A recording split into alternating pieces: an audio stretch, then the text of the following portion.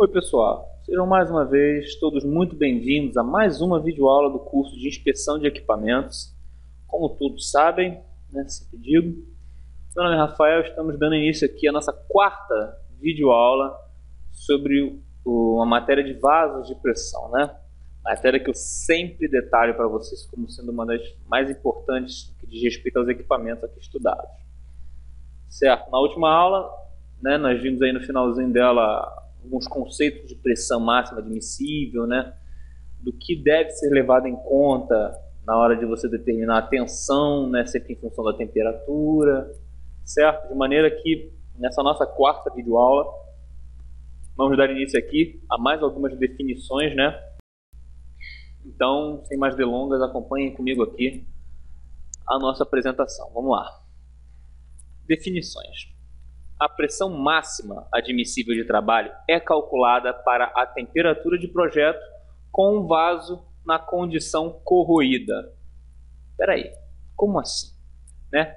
Nossa pressão máxima admissível de trabalho. Outro fator ponderante, senhores, certo? Também deve ser previsto o quê? A temperatura de projeto, certo? Temperatura prevista no projeto de atuação do seu vaso, com o vaso na condição corroída, certo? Ou seja, com uma condição já de um certo maltrato, Para determiná-la, devemos considerar a pressão máxima que poderá atuar em cada componente do vaso, não devendo ser levado em conta no cálculo espessuras decorrentes da coluna de líquido atuante no vaso, nem as espessuras decorrentes das tolerâncias de fornecimento das chapas e sua conformação. Lembra daquelas sobreespessuras que nós vimos na videoaula passada? Então, essas não levam-se em conta, certo? Mas devemos considerar o quê? A pressão máxima que atuará em cada componente do vaso, não só no casco central, E não devendo ser levado em conta no cálculo da espessura, a coluna de líquido atuante, certo? E nem as espessuras decorrentes daquelas tolerâncias de fornecimento de chapas, certo? Definição de teste hidrostático para a aplicação de vasos de pressão. Consiste de que forma? No completo preenchimento do vaso com água ou outro líquido apropriado. A água, senhores, é mais utilizada no teste hidrostático por ela ser um fluido incompressível, certo? A água ela não se comprime. Se você enche um vaso de pressão, por exemplo, com água e aplica uma pressão, ela não comprime. Ela tende a se expandir imediatamente. E por isso que ela é utilizada por ser incompressível, certo? Então ela não admite, ela não conforma com a pressão. Ela de imediato transfere essa pressão, essa tensão de pressão para as paredes do seu equipamento. Por isso que é mais utilizado em testes hidrostáticos, no qual se exerce uma determinada pressão, que é a pressão de teste hidrostático, que depende, 1,5 vezes para a integridade, 2 vezes para um teste completo hidrostático, certo? Tem por finalidade a detecção de possíveis defeitos, falhas ou vazamentos no equipamento. Senhores, o teste hidrostático é utilizado em todo, prestem bem atenção, em todo equipamento que necessite ser estanque. O inspetor de estanqueidade, senhores, ele não é nada mais que um inspetor que está ali para efetuar teste hidrostático, para avaliar o que? A pressão hidrostática, o potencial estanque do seu fluido. Evidente que a pressão a capacidade de estanque do seu equipamento, ela não é avaliada somente pelo teste hidrostático. Ela pode ser feita por testes de pressão, testes com ar, testes com aquela caixa de vácuo, solução formadora de bolha. Mas enfim, falando de teste hidrostático, ele tem essa função, senhores: assegurar, comprovar, certificar que aquele equipamento ali ele é estanque. Então, um vaso, uma caldeira, uma linha, um trecho de linha de tubulação, certo? Um vaso de pressão, ele deve ser testado hidrostaticamente, certo? Para avaliar isso. Bom, o valor da pressão de teste hidrostático é estabelecido pelas normas de projeto, porque essa pressão poderá ser evidentemente ser tanto maior quanto maior for o coeficiente de segurança adotado pela norma. Então, senhores, um teste de integridade, por exemplo, quando usamos realmente 1,5 pressão de trabalho. Beleza, usamos 1,5 pressão de trabalho. Só que, qual o valor da pressão de trabalho? Vai depender do projeto. Aquele vaso de pressão ali, ele trabalha com 500 kgf por centímetro quadrado de pressão de trabalho, pressão de operação. O taxa de integridade, que seria de 1,5, seria de 750, certo? Então, para cada vaso, uma pressão de projeto. Então, para cada vaso, uma pressão de teste, certo? Abertura e reforços nos vasos. Todos os vasos de pressão têm sempre várias aberturas com diversas finalidades, certo? Sem as quais os vasos seriam completamente inúteis. Os vasos, senhores, eles têm que ter o quê? Aberturas, como, por exemplo, bocais, certo? Como é que você vai implantar um produto ali dentro? Como é que você vai retirar um produto dali de dentro? Se ele for simplesmente totalmente estanque. Não tem como, ele seria um pedaço de metal, certo? Ligação com tubulações de entrada e saída de produto, né? Instalação de válvulas de segurança, uma válvula de alívio, por exemplo, seja de pressão ou seja de fluido de processo, quando você precisa escoar. Instalação de instrumentos, drenos e respiros, certo? Dreno para fluido, respiro, né, que seria o nosso vente, para um excesso de gás ou de pressão, um respiro, certo? Bem como instrumentos do quê? De medição, certo? A parte instrumental. E bocas de visita ou de inspeção para acesso ao interior do vaso, certo? Tem certos vasos que possuem dimensões na qual funcionários podem atuar lá dentro, limpando. Eu já participei de obras na qual o vaso ele foi limpo internamente com funcionários dentro do vaso, uma vez que o vaso foi devidamente ventilado, permitido o acesso, não tinha nenhum gás inflamável dentro, nem nenhum tipo de toxicidade, certo? Mas há necessidade de uma boca de visita, certo? Bom, uma abertura num vaso de pressão é um ponto de concentração de tensões, certo? Por quê? Por que a concentração de tensão? Porque ali, diferente do conceito de distribuição de pressão, de tensão, né? Distribuição de esforços, ali é um ponto onde você não tem uma continuidade. Você vai chegar num ponto que você vai ter o quê? Uma interrupção da sua malha metálica. Então, nessa interrupção dessa malha metálica vai ocorrer o quê? Um acúmulo de tensão. Por isso, até mesmo em tanque, senhores, quando falamos da porta de limpeza, da boca de visita, era um ponto que deveria ser sempre avaliada a corrosão, o seu perfil estanque. Por quê? Porque ali era um ponto de concentração de tensão. Certo? Ele não era totalmente vedado, ele não fazia parte, tecnicamente, do corpo metálico, certo? Para combater esse efeito, é necessário a colocação de reforços junto às aberturas feitas no vaso de pressão. Os reforços normalmente utilizados são um disco de chapa soldado ao redor da abertura, realmente como se fosse uma cela, né? Quem já viu tubulação sabe do que eu estou falando. Utilização de maior espessura de parede para o vaso ou bocal. Nessa região você aumenta a espessura de parede. Peças forjadas integrais, certo?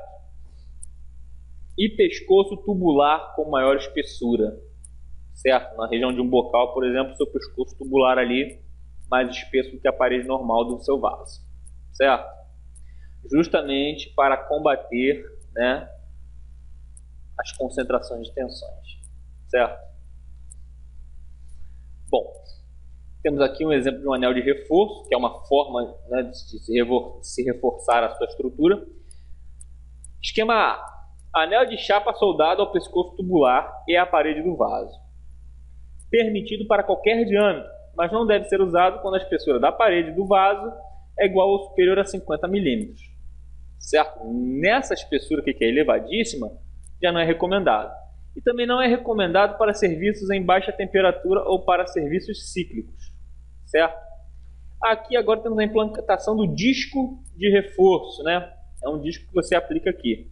Disco de chapa de maior espessura soldado de forma o quê? De topo no vaso.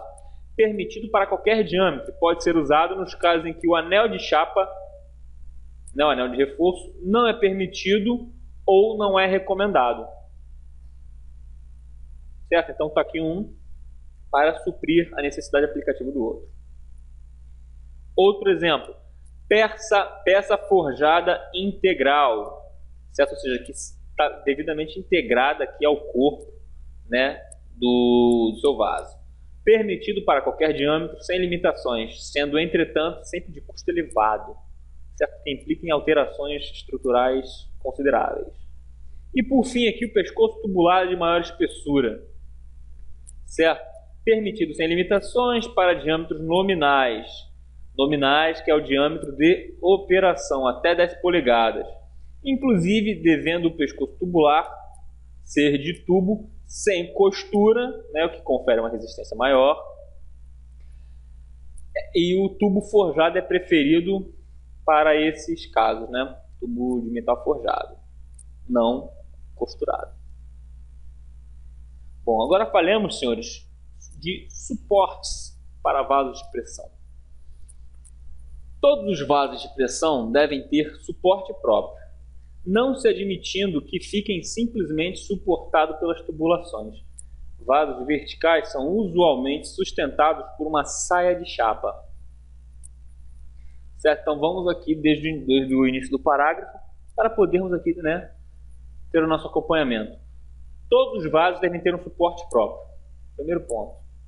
Não se admitindo que fiquem simplesmente suportados pelas tubulações. Então é necessário que eles tenham suportes, além das próprias tubulações. Certo? São suportes onde eles possam se acomodar, né? São os leitos. Vasos verticais são usualmente sustentados por uma saia de chapa. Eu já vi essa saia de chapa uma vez na unidade. Quando o espaço dentro da saia for confinado, deve haver uma abertura de acesso a esse espaço, a essa saia. Certo? Porque na manutenção, a manutenção não deve ser feita somente no vaso, e sim nessa estrutura, nesse suporte de apoio. Em todas as saias, confinadas ou não, deve haver ainda furos de ventilação, colocados o mais alto possível para evitar a acumulação de gases. Certo? Temos aqui algum esquema gráfico de suportes. Certo? Aqui não deixa muito claro por conta do tamanho das legendas. Certo? Mas são aqui, ó, anéis de reforço. Certo? Ó, eis aqui uma saia para vasos de pressão vertical, ó. O furo aqui, ó, para não permitir o acúmulo de gases. Os bocais aqui, ó, a boca de visita, certo? Isso aqui, senhores, é uma saia, tá? Para suporte do seu vaso de pressão, nesse caso vertical, ok? Para vasos construídos em aço carbono, a saia completa é sempre de aço carbono estrutural. Se construídos de quaisquer outros materiais, inclusive aço carbono para baixa temperatura, geralmente um aço liga com níquel, deve-se ter um trecho de saia de 500 milímetros de altura junto ao vaso do mesmo material do vaso. Ou seja, você poderá fazer uma saia com dois setores metálicos diferentes. Os primeiros 500 milímetros que estão mais próximos ao vaso devem ser de mesmo material. A partir dessa fronteira de 500 milímetros para baixo, você pode fazê-lo, né, fabricá-lo de aço carbono normal, estrutural. Aqui, ó, o restante da saia pode ser de aço carbono de qualidade estrutural. Recomenda-se que as saias de suporte de vasos tenham espessura mínima de 6,3 milímetros, né? Dá para suportar os esforços, o peso, né, e os esforços, as vibrações possíveis, qualquer intempérie que seja, né, que exista. A parte inferior da saia é soldada em um anel de base que se apoia no concreto e onde existem os furos de chumbadores, ou seja, essa parte inferior é soldado a um anel de base, que esse anel ele está o quê? Apoiado e chumbado num concreto, certo? Então, você tem ali a sua fundação em concreto com seu anel de base. Você vai soldar a esse anel de base a parte inferior da sua saia, que posteriormente vai ser o quê? Unido ali ao seu vaso de pressão. Para reforçar a estrutura e distribuir os reforços transmitidos aos chumbadores, existem nervuras e chapas de reforços de aço onde se assentam as porcas de aperto dos chumbadores. Certo? Isso aí ajuda a distribuir os esforços, a não concentrá-los, certo? A um chumbador ou ao concreto. Temos aqui as nervuras, percebam as nervuras, certo? Aqui, como ele diz aqui, onde se assentam as porcas de aperto, as porcas de aperto, entre duas nervuras. Temos aqui um estojo, né? Como se fosse um parafuso sem fim.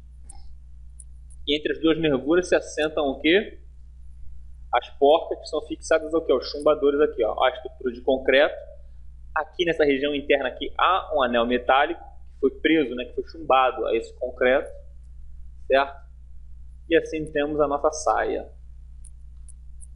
Bom, em vasos de pequenos diâmetros, é usual a sustentação por meio de sapatas ou de colunas. As sapatas são estruturas de chapas soldadas ao casco que se apoiam diretamente ao concreto, certo? Então vamos aqui. Em vasos de pequenos diâmetros, o que é normal? É a sustentação por meio de sapatas ou colunas de concreto. As sapatas são estruturas com chapas soldadas a um casco, que se apoiam diretamente no concreto, tal como essas saias que nós vimos anteriormente. E para melhorar a estabilidade, convém que sejam colocadas na metade superior do vaso. Certo? Então, agora já não tratamos mais de fundação inferior e sim superior. As colunas costumam ser de cantoneiras ou perfis soldadas ao casco e terminando cada uma por uma chapa base com chumbadores. Certo? Na ligação ao casco existem às vezes uma chapa de reforço. Certo? Então temos os chumbadores, aqui é a nossa chapa de reforço com as sapatas da chapa, certo? E aqui temos um exemplo de vaso sobre colunas, certo? As colunas aqui, por exemplo, uma das colunas seria uma das esferas de gás, por exemplo, né? Aquelas colunas são ali, né, chumbadas ao solo, certo? Lembrando sempre que elas têm, no teste hidrostático, elas têm que suportar o peso, certo, do vaso de pressão. Temos aqui um pequeno gráfico, né? Um gráfico pelo comprimento entre linhas de tangência e o diâmetro, certo? Aqui mantendo sempre a sua proporcionalidade, certo? Bom, suportes para vasos de pressão ainda.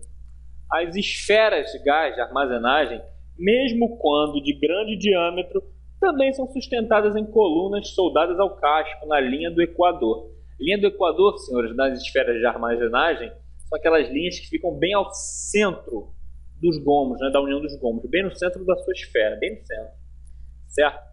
Essas colunas são tubos robustos, com tirantes de contravento e reforço adequado na ligação com o casco, justamente para se adequarem às intempéries, às ações da natureza, o vento, chuvas e qualquer fator erosivo, e ao próprio peso, certo? Que já é um esforço enorme causado pela esfera. Para as esferas que devam ter tratamento térmico após a montagem, os furos dos chumbadores das colunas devem ser alongados radialmente para permitir a dilatação, certo? Então você já alonga ele de forma radial para que possa ocorrer uma dilatação. Aqui, tá vendo a linha do equador, certo? Suportes aqui, presos ao chão, chumbados ao chão por uma sapata de concreto, certo? E fixados no equador aqui das suas esferas. São projetados com anéis de contraventamento, tá vendo aqui, circulando eles, e são tubos robustos, são teoricamente, né, preparados para suportar o peso máximo de operação dessa esfera. Os suportes devem ter um revestimento externo contra fogo de concreto magro, que é o fireproofing, né? O suporte é um revestimento externo na qual o suporte deve ter contra esse fogo de concreto magro. É usado para evitar que, no caso de um incêndio, possa haver a incidência direta de fogo nos suportes metálicos. Se houver fogo nos suportes metálicos, eles vão enfraquecer com o aumento da temperatura e vão fazer com que a esfera tombe, a esfera afunde e caia, certo? Causaria o colapso dos suportes e consequências sempre graves, aqui traduzido anteriormente. Esse revestimento só pode ser dispensado nos raros casos em que o colapso não seria grave. Pô, mas se tratando de gás, nossa, sempre vai ser grave. Mesmo sendo remota a ocorrência de incêndio, o revestimento deverá ser instalado. Afinal de contas, como já podemos perceber, a gente tem que trabalhar com todas as piores possibilidades. E se a gente está pronto para o pior, o que for corriqueiro, a gente tira de letra. Certo? Aqui, ó, suporte para vaso, ó, o fireproofing, ó. Tá vendo? Tem aqui ó, a linha de combate. Certo? Temos aqui uma linhazinha de combate também. Isso aqui é aquela saia para vasos de pressão vertical. Bom, os vasos horizontais, em sua maioria, são suportados em dois berços, né, no caso, duas celas. Um dos berços deve ter os furos de chumbadores alongados para acomodar a dilatação do vaso, certo? Então, já prevendo a dilatação do vaso, seja por esforços mecânicos, aumento de temperatura ou uma união desses esforços de forma cíclica, um dos berços já devem conter o quê? Os furos dos chumbadores alongados já, para acomodar essa possível dilatação, certo? E os berços devem ser soldados ao casco por um cordão de solda contínuo para evitar infiltração, ou seja, um cordão de solda único e contínuo, que assim evita a infiltração. Os berços devem ser situados simetricamente em relação ao meio do comprimento do vaso, ou seja, um simetricamente posicionado ao outro em relação ao centro. Então, os berços, certo? Em relação ao centro, devem estar espaçados igualmente, um do outro em relação ao centro. Daqui para cá, 4 metros. Daqui para cá, 4 metros também. Certo? São comuns os vasos horizontais superpostos, principalmente em permutadores de calor. Certo? Permutadores que possuem componentes internos pesados que devem ser superpostos. Ó, temos um exemplo aqui, ó, em relação ao centro, devidamente espaçados, certo? Estão suportados em berços. Essa estrutura A aqui, ó, um berço, dois berços, certo? Esse aqui, ó, é o berço fixo com os furos redondos, certo? Esse aqui que é o berço móvel com os furos alongados, certo? Para se adequar às dilatações. E aqui são os berços, são os vasos horizontais superpostos. São trocadores de calor, geralmente um aqui, né, sobre o outro, certo? Da mesma forma, um com furos alongados, outro com furos redondos fixos, certo? Simplesmente aqui superposto, a gente quer dizer o quê? Que um está sobre o berço de baixo e o outro está imediatamente em cima, porém também sobre dois berços. São simplesmente superpostos, como se fosse aqui uma cama normal, né? Entre aspas, isso aqui é uma beliche, certo? Simplesmente assim. Olha o perfil aqui visto de frente, né? Um por cima do outro, mas ainda assim em dois suportes cada um. O esquema aqui, ó, de um berço, certo? Ele é dessa forma, e por aqui, ó, onde a chapa cilíndrica, né, a superfície cilíndrica do vaso se repousa. Aqui é a chapa de base, certo? Aqui, ó, o furo dos chumbadores com as nervuras verticais aqui dando suporte, né, vertical. A chapa transversal, certo? E aqui, ó, a chapa de sela nessas limitações aqui, que elas são presas para que o seu vaso não fique solto dentro desse suporte. Bom, senhores, agora vamos dar início aqui às peças internas do vaso de pressão. A variedade de tipos e detalhes de peças internas em vasos de pressão é muito grande, dependendo essencialmente do serviço para o qual o vaso se destina. Incessantemente eu vos digo, senhores, se cada caso um conto, se para cada situação vai haver um vaso com uma necessidade, certo? Então existem N quantidades, né, de peças, componentes internos de vasos de pressão. Como assim, professor? Para cada tipo, se ele vai ser um tipo de armazenagem de fluido de processo, se ele vai ser um vaso reator, se ele vai ser um vaso simplesmente para aumento, para atuação com pressão, altas pressões. Certo? Então isso tudo, de acordo com a necessidade, de acordo com o tipo de fluido, com a finalidade dada àquele fluido, você vai ter um elenco de peças internas aí, certo? Todas as peças internas, grades, distribuidores, bandejas, defletores, extratores de névoa e etc., que devam ser desmontáveis, devem ser subdivididos em seções, de tal maneira que cada seção possa passar com facilidade através das bocas de visita dos vasos. Por quê? Porque, primeiramente, parada de manutenção. Quando é feita uma parada de manutenção, além de ser executada uma limpeza interna do corpo do vaso de pressão, certo? Com a devida ventilação, a liberação pela segurança e tudo mais, há uma limpeza desse vaso de pressão e, juntamente ao que? Uma manutenção e uma inspeção e limpeza dos componentes internos também. Então, se você tem um componente que não tenha como ser desmontado, passado, trazido para fora do vaso pela boca de visita, como é que você vai fazer a manutenção dele? Não tem como. Então, eles são projetados desde grades, os distribuidores, as bandejas, os defletores, os extratores de névoa, no caso de fluidos voláteis e etc., eles têm que ser desmontáveis, certo? E possam ser, nesse desmonte, né, subdivididos em tais seções que possam passar pelas bocas de visita, certo? Para que sejam tanto removidos para manutenção quanto novamente devolvidos ali, né, e remontados.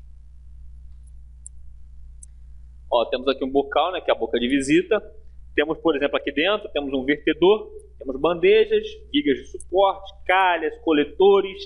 Todos esses elementos são exemplos de peças internas, eles devem ser desmontáveis de maneira que possam passar pelo bocal.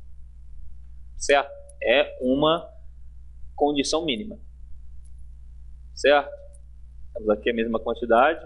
Mesma forma, só que aqui estamos falando de torres. Certo? Recheios ou catalisadores. Certo? Deve ser facilmente removido. E aqui temos um esqueminha, uma ilustração sobre um vaso de pressão aqui, sobre peças internas. Isso aqui é uma torre de destilação, ó, certo? Do menor para o maior aqui vai aumentando a sua natureza, certo? Vai aumentando a sua nobreza também, né? Aqui se concentram os materiais menos nobres, né? Os mais pesados, como óleo pesado, coque, certo? E aqui o querosene, o nafta, a gasolina, certo? E os gases no topo. Bom, aqui temos o exemplo de um distribuidor interno de um vaso de pressão, ó. É uma tubulação, certo? Com esses furos que fazem a distribuição, certo? Temos aqui, ó, uma bandeja com borbulhadores de campânula, certo?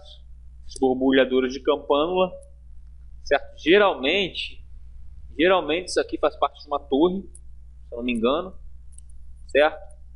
Temos aqui uma bandeja com válvulas, ó, a válvula fechada, certo? Não permite nenhum borbulhamento, e a válvula aberta já permite aqui, né, que haja as borbulhas. Outras bandejas, ó, certo? Ó, permitem a passagem. Aqui temos a bandeja do tipo válvula fixa, certo? Outro tipo de bandeja. Também sobre válvula fixa vista de uma outra posição, ó. Tudo isso são componentes, senhores, internos do vaso de pressão que, ao serem desmontados, eles têm que admitir uma nova dimensão que passe, né, pela boca de visita, para que possa ser feita a limpeza, a manutenção ou até mesmo a troca e posterior reposição, né? Eles têm que ser capazes de sair e de entrar, naturalmente. Temos a bandeja ondulada perfurada do tipo Ripple Tray, né, que é aqui, ó, ela tem ondas, né, ela não é uma bandeja plana, é uma bandeja cheia de altos e baixos assim. E nesses altos e baixos temos esses milhares de furos, né? essas perfurações aqui que fazem a borbulha, a passagem do seu fluido. Geralmente essas bandejas, senhores, são encontradas em torres, certo? Ó, Ripple Tray visto de um outro ângulo, ó. Perceba, senhores, que elas têm altos e baixos, ela não é plana, certo? Um alçapão de uma seção de bandejas, ou seja, temos aqui, ó, o interno. Estamos aqui no ambiente interno de uma torre, com certeza, certo? Uma torre, isso aqui. Aqui é o alçapão de bandejas, uma seção de bandejas. Cada quadradinho desse aqui, ó, como foi retirado aqui, se os senhores puderem observar, ó, é uma bandeja alocada ao lado da outra, certo? Em posições exatas.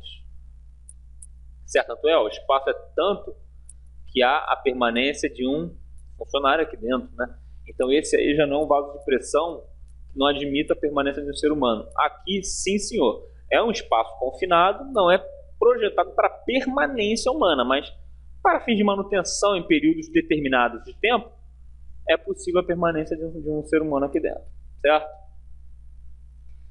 Temos aqui, ó, os recheios randômicos, né? Isso aqui é como dizer, é de caráter exclusivo das torres, né? Temos aqui o anel de Hershey, o anel de Lessing, o anel como é que é esse? Particionado, isso, biparticionado, certo? Temos a cela de Bell, eu nunca sei falar esse nome aqui. Temos a cela Interlocks e o anel Paul, que esse aqui foi o que eu já vi na refinaria, já pude pegar um na mão e tudo. São recheios pequenos, assim, que eles fazem parte do processo ali de, entre aspas, de filtragem, né, do seu fluido no processo, certo? Isso aqui é oriundo de torre. Existem, dezenas de milhares de recheios desse aqui dentro de uma torre, certo? Eles ficam lá livres, né, em setores da torre. Dezenas de milhares. Esses recheios, senhores, em paradas de manutenção, eles são retirados, são colocados em bags, né, aqueles bags gigantescos, assim, aqueles bolsões, aquelas sacolas gigantes. Eles são colocados ali e são lavados, né, com um pequeno hidrojato, né? Você tem ali a aplicação de um hidrojato só para limpeza, retirada do excesso de carepa, né, que fica retido neles. Temos outros recheios aqui, ó, mais estruturados, ó, certo? Que eles ficam numa posição mais estática, né, em relação à sua torre, ó. Esses exemplos aqui. Tudo para filtragem de impurezas, entendeu? Filtragem de propriedades, de excessos do seu fluido de processo. Temos um leito de catalisador em reatores, ó. Esse exemplo aqui, certo? Aqui onde ficam retidos os catalisadores. Isso aqui usados em vasos reatores, tá? Uma tela de suportação de enchimento, ó. Essa telinha aqui, certo? É um outro componente interno. Uma suportação de enchimento, ó. Esse conjunto de suportes aqui, ó. Temos aqui, ele está suportado, foi soldado aqui, ó. Aqui temos um exemplo de enchimento interno com bolas de alumina, tá vendo, ó? Um enchimento da sua bandeja com bolas de alumina aqui, ó, essas bolinhas brancas. Aqui em torres, né, também, que é um separador de gotículas ou um eliminador de névoa, que na unidade é conhecido como demister, né? Ele geralmente fica na parte superior lá da sua torre, né? Nosso famoso demister, que é o eliminador de névoas, certo? E também é um separador de gotículas. Percebam então que para ser um separador de gotículas ou um eliminador de névoa, o demister ele tem que ser instalado onde? Na superfície, nas alturas, né? Nas maiores alturas aqui, porque é onde já se concentram o quê? Os fluidos mais nobres, tendenciosos ao quê? Se tornarem gás, certo? Bom, peças internas dos vasos de pressão aqui, ó, Temos esse componente aqui que está ensacado, ele é novo, é como se fosse aqui um alçapão de bandejas. Temos aqui, ó, isso aqui, se eu não me engano, são sistemas refratários. Aqui estamos falando, acho que, de um forno, se eu não me engano, ou uma caldeira. Ó, de forma mais detalhada, ó, certo?